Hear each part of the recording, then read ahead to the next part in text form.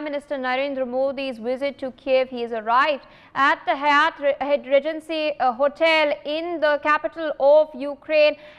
We have in fact visuals from the outside the hotel itself of the cavalcade of the Prime Minister arriving at the hotel. You can see those visuals on your screens. He's of course taken a 20-hour-long train ride from Poland to Kyiv, a diplomatic odyssey of sorts on the Rail Force 1 train. It is of course popularly known as a hotel, a high-end hotel on wheels, one of the very crucial instruments of diplomacy that is used by Ukraine. This train in fact has been used by several world leaders, including US President Joe Biden, French President Emmanuel Macron, as well as Justin Trudeau and former British Prime Minister Rishi Sunak as well. Now, of course, PM Modi has traversed via the rail route. He's reached Kyiv. You can see those visuals on your screens. It is a high-stakes visit. This comes after the Prime Minister had earlier visited Russia in July this year itself. He was in Moscow, invited by President Putin over there, where he had emphasized and reiterated his statement that he made in 2022 that this is not an era of war. The solution cannot be found on the battlefield and it must be resolved via dialogue and diplomacy, a stance that India has of course put forth continuously, reflecting our ethos of unity and amity. But what's also interesting is that several engagements have taken place since the war commenced in February 2022. Let's in fact take a look at some of these. These are several high-level visits that have taken place. If you can show my screen to our viewers, there was the Ukrainian Deputy Minister of Foreign Affairs, Emin Zaporova, who's visited India in April 2023. Then in May 2023, Prime Minister Modi met President Zelensky in Japan, in Hiroshima in particular, on the sidelines of the G7 meeting over there. Post that, another high-level engagement had taken place in July 2023, where our MEA Secretary West Sanjay Verma, Ambassador Sanjay Verma, had visited Kyiv for the 9th Foreign Office consultations between India and Ukraine. Then in February 2024, Ukraine's Deputy Foreign Minister Irina Borovets paid a working visit to India as well. And in March, Ukraine's Foreign Minister Dmytro Kuleba had also visited India and held a meeting with External Affairs Minister Dr. S. Jaishankar. And of course, in June this year, Prime Minister Modi met Ukrainian President Zelensky in Italy on the sidelines of the G7 meeting. Post that, of course, I've referred to Prime Minister Modi's visit to Moscow as well. So several engagements have taken place since 2022, during each, of course, Prime Minister Modi emphasizing time and again that India is ready to extend any help possible in order to find a tangible solution to the war. Joining us on the broadcast this morning is Mr. Gautam Mukherjee, who is a senior journalist. Good morning, sir, and thank you for speaking to us on NewsX. Prime Minister Modi's visit to Ukraine is a very, very crucial one, considering the fact that hostilities have in fact increased over the last few months. We've seen the Ukrainian offensive in Kursk in particular. We've seen how the United States is continuing to pump in military aid to Ukraine as well. They've just cleared another package of 125 million. How do you view the larger geopolitical situation that is in the backdrop of the Prime Minister's visit? And do you think PM Modi's message will resonate with the Ukrainian leadership? Behind closed doors, Megha, I expect Prime Minister Modi to say to Zelensky that, look here, it's time to have talks towards a ceasefire and peace. As it is, your country is smashed to bits, and this process of fighting the war with other people's money and guns cannot go on. It's already been over 2 years. Germany has declared that it will not be funding or supplying armaments post 2025. I don't know if it begins as soon as 2025 or towards the end of 2025, but a major country in the EU has said enough already. I can't keep doing this. So maybe Zelensky is aware of it. That's why he's made an incursion into Russia, which is being repelled strongly by the Russians. They're using glide bombs, massacring Zelensky's people and equipment. But at the same time, they're pushing at the other end, into Ukraine, the Russians. So these are leverage points being sought by both sides, presumably towards a peace negotiation coming up shortly. Now, the public position so far that Zelensky has taken is that he, will not give any territory. He wants the borders restored to the positions before the war began. Now, that is highly unrealistic.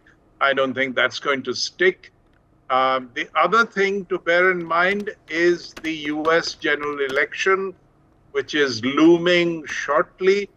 I know for certain that Trump will not want to continue with this war. And I expect,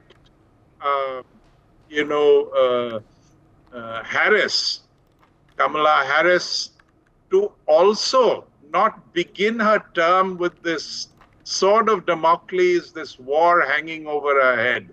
So I think both presidents are going to try and pull out of this thing, particularly as the Israelis are also on a never-ending war in Gaza with the Hezbollah, with the Houthi. It's, made it very uncomfortable to travel in the Red Sea, Arabian Sea. It's put up, insurance rates. It's destroyed a number of ships. There are a lot of people reluctant to even take that route. They want to go via the Cape of Good Hope. So, it's, and Iran is getting very antsy. It wants to maybe attack Israel. Of course, that will have major consequences. So in all of this, it is time to wind down the war rhetoric and pull out. Let us hope Zelensky and Modi come up with at least an in-principle agreement to Modi's formula that this is not a time for war, it is a time for negotiation. Megha.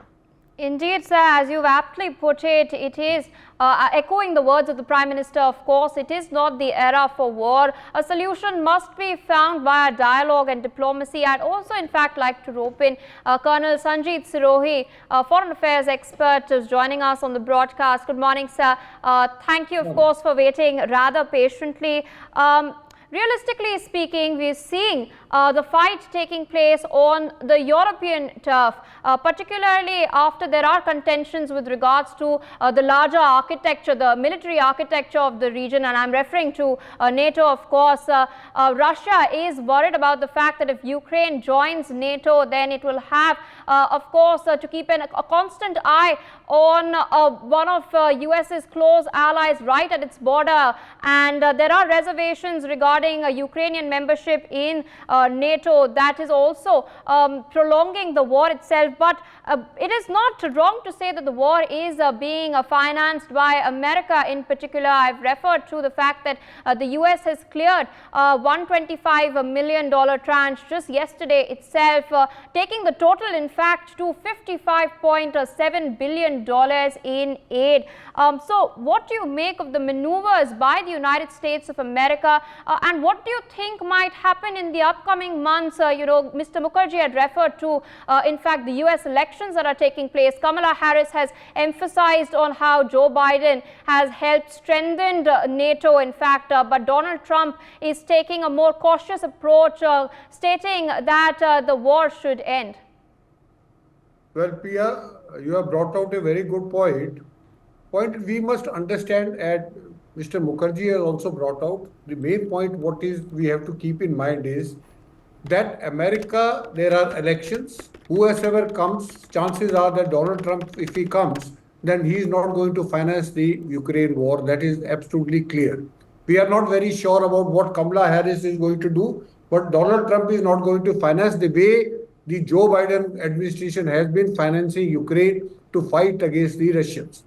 Now you have brought out a point that it was, if you see, the trigger point of the Russia carrying out the military operation, they didn't mention it as a war, but military operations was basically to make sure that Ukraine they don't join the NATO forces. Because if they join the NATO forces, then NATO forces will be just peeking into the Russian territory and they will be very close to Russian territory and no country would like to have adversaries so close to them. So that was number one point. Number two, elections, I have told you that because of these elections, the counter-offensive have been launched by Zelensky because he wants to have some leverage point at the negotiation table as and when that talks take place.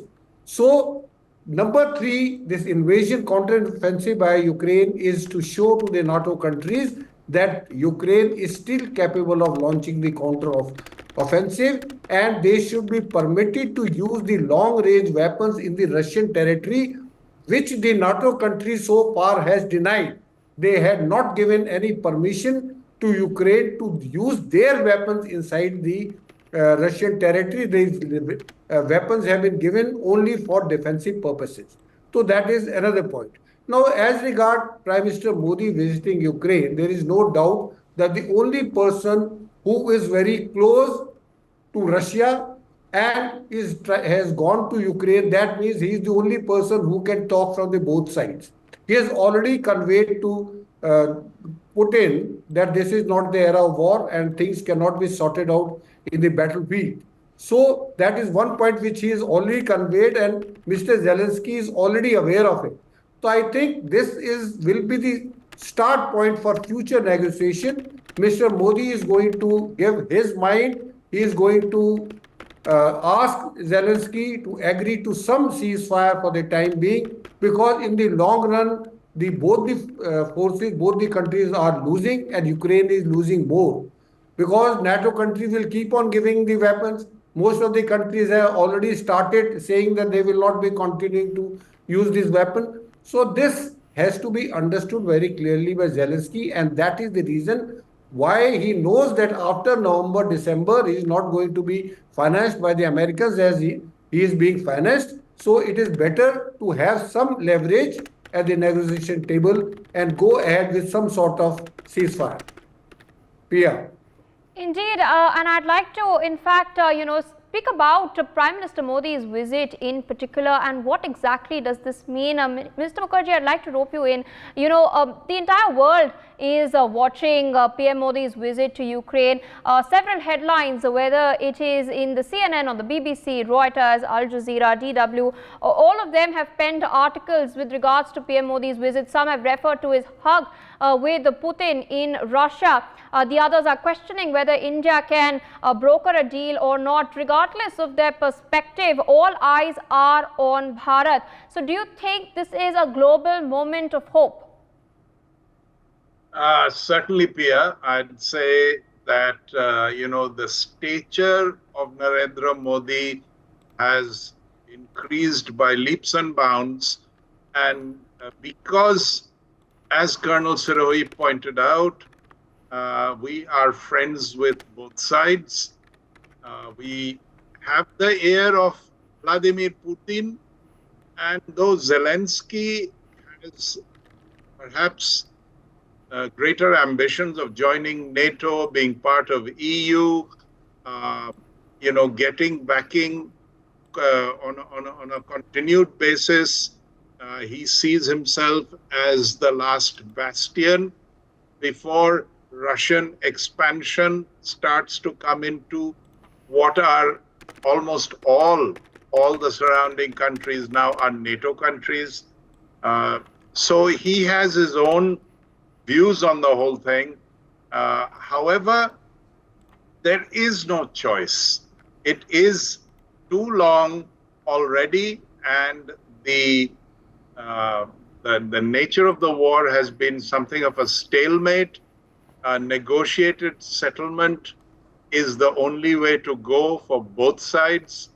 And to that extent, Zelensky may be very willing to at least talk. Earlier, the talks used to take place in Istanbul. People used to get up and walk out, or come with pre-stated positions and fling them on the table. And when that wasn't, able to be accepted by the other side, that was that, and back they came. They must come with a more flexible attitude, and perhaps they need to find a better venue, arbiter. I don't see Modi becoming an actual arbitrator in this. He can only nudge it along.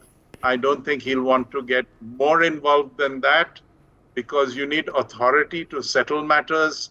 You need perhaps a Norway or people of that ilk who are adept at conducting such negotiations, have done at least similar things with, say, Sri Lanka.